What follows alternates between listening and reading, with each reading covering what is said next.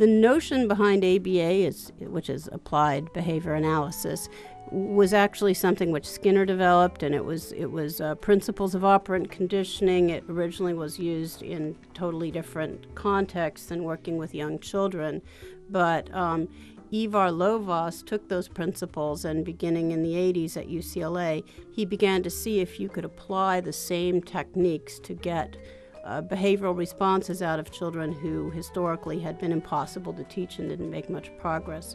So if you look at what ABA is, it's just good teaching, sort of scaled down for people who cannot take in the information in such large concepts. So if you can't take in a sentence, first you teach the child the word. If you can't, I'm not explaining this the way I'd like, but what ABA involves is taking skills that the child has to master, breaking them down into their predicate components, teaching the child the predicate components, chaining all those ideas together, and then the child can assimilate the whole concept.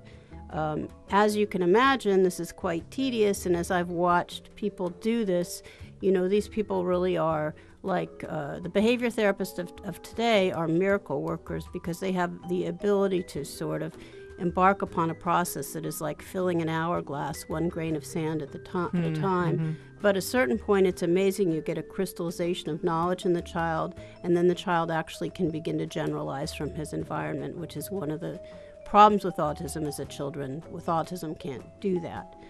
So good ABA involves doing an assessment of the child at intake, figuring out where the skill deficits are. And the skill deficits typically are in similar and recurrent areas, but each child presents individually and needs an individualized curriculum.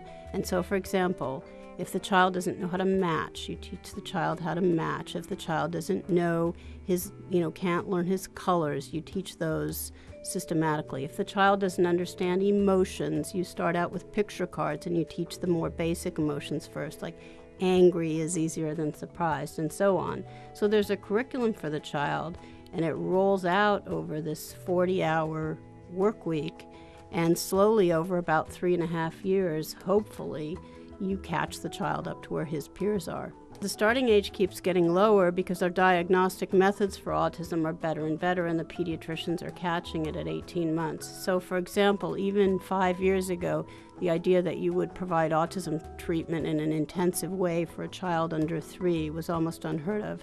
Now kids are starting at 2.5. And in my experience, the children that start at 2.5 are going to have a much better outcome than a child who starts at 4. Because when you're 2.5, you've only missed 2.5 years of stuff. When you're 4, it's that much harder to catch up, and so on.